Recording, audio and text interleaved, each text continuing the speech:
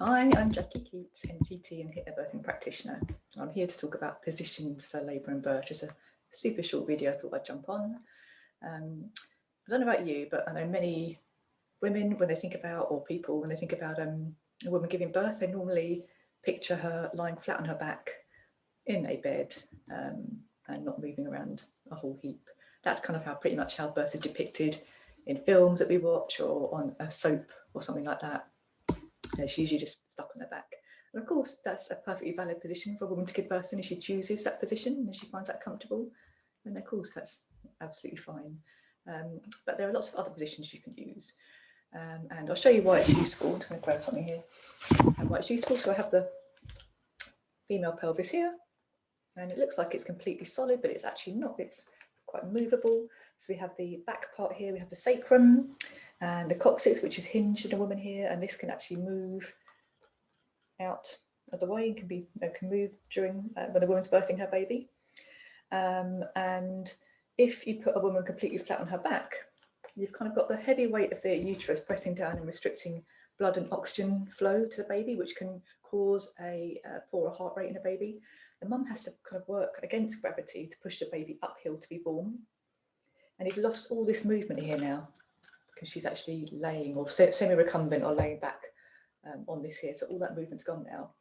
However, if you tip a woman upright forward open, so think UFO, upright forward open, then she has roughly about a third more room, about 30%, 28-30% more room for the baby to be born. So upright forward open positions could be the woman sitting on a birth ball. Ideally, well, we want the birth ball to be a right size for her. So we want her feet to be nice and flat on the floor and for her knees to be a little bit lower than her hips. So her pelvis is tipping forward slightly. You don't want her to have a birth ball where her knees are up around her ears and she's kind of tipping back. So the womb's kind of tilting forward. That can make birth feel more comfortable and can open everything up more. So an upright forward open position could be her kneeling on all fours. And often, obviously, the floors are going to be hard unless you're in the birth centre and they've got like a mat, a big thick mat you can kneel on. Otherwise, I recommend getting some good old knee pads. These are just gardening knee pads I got from the Pounds shop, I think, many moons ago.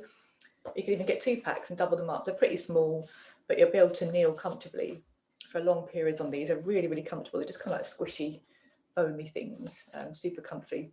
So you could easily pop those in your probably ever-growing hospital bag, right? They don't take up much room. So she could kneel on all fours and she could kind of do like an oval shape, rocking back and forth like this, or wriggling from side to side, or what can feel really lovely when you're pregnant and like at the end of the day, you can do the cat and cow. You're on all fours, your hands in front of you, and you're kind of bending your back like this and then arching your shoulders back. That can feel really lovely as you give yourself a good old stretch, and that could be nice to do in labour as well.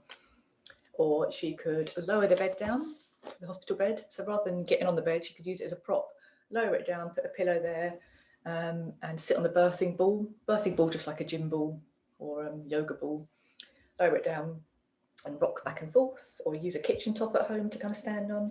She could also make the bed high and stand up and lean on the bed like this. So it's quite useful to sometimes get the bed out of the room, not out of the room, but sometimes when you walk into a labour ward room, it's kind of the centre stage. So moving it to one side or making it very low or very high, so the woman's less likely to hop up on it, because she's maybe more likely to remain more active if she doesn't get on the bed in the first place. She could also sit on the birth ball and kind of bounce up and down. She could do a figure of 8 on the birth ball, rock back and forth. When she's at home, she could walk up and down the stairs sideways like a crab, or 2 at a time. Anything that gets some kind of movement going. That'll help put a lovely even pressure, the baby's head on the cervix. So it's going to make the surges more efficient, which in turn, hopefully, will shorten labour a little bit. It feels more manageable. It's a good distraction technique. She can use it to help distract herself. Put that down. And she's using gravity. The baby doesn't have to, go uphill to be born. And it's just more comfortable, really. And it makes her feel more satisfied with the birth experience, and she hasn't been tethered to the bed or told she needs to be on the bed. So if you ever are told you need to be on the bed, then that's something that needs to be challenged, and hopefully you'll have a wonderful birth partner who will do that for you, because obviously a woman in labour doesn't really want to be negotiating that kind of thing. And of course, it's something you can put on your birth preferences as well, that you want the midwife to help you to remain active and mobile and encourage you to kind of get up and move around. So there you are. Think UFO, upright, forward, open. And the birth balls come in different sizes. I don't know if I mentioned this, but 55, 65 and 75 centimetre. So I'm about 5'8" and 65 worked well for me. So have a little look and see which one might work for you. And they're great to use in early labour. So I recommend getting a birth ball, and you can use it at home in early labour.